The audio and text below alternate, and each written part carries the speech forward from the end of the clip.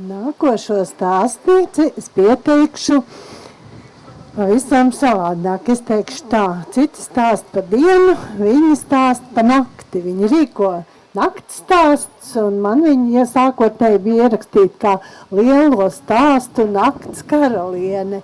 Un tā ir Aija no Katlakalna. Labdien! Par karalieni jau gan man nekad negodā, bet no Kuldīgā nonākus esmu karalienes godā tikusi. Mans stāsts ir pavisam vienkārši par manu dzimtu. Mana mamma nāk no Doles salas, mans tēvs no Katlakalna.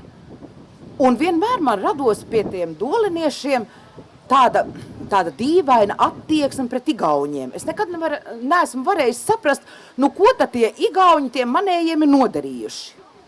Un tad kādā reizē, kad mēs ar mammu abas runājam par to, par mūsu dzimtu, kā tur satikušies, kā tur samīlējušies, atklājās viens sens stāsts.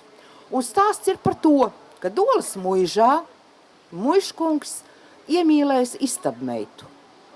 Mīlestība tik liela un karsta, ka abi viens bez otra nav varējuši iztikt. Nu un ko? Kā jau tas gadās, tā meita ir gaidībās. Nu, protams, naivi cerēt. Man jau var saukt par karalieni, bet es cenšos neviens to princi noprecēt nav varējis.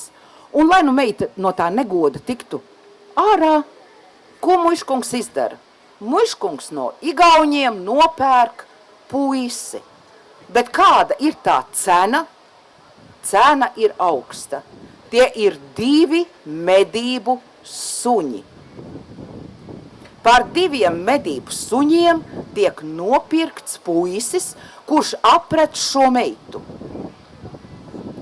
Šajā ģimenē piedzimst dēls.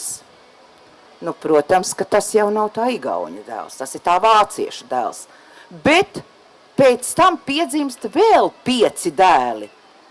Un, nu, mums tagad ir jātaisa ģenētiskās analīzes un nezinu kas, lai mēs saprastu, vai tā mūsos ir tā vācu asins, vai tā igauņa asins. Un es nevaru saprast, taisīt, netaisīt, kas tad ir labāk.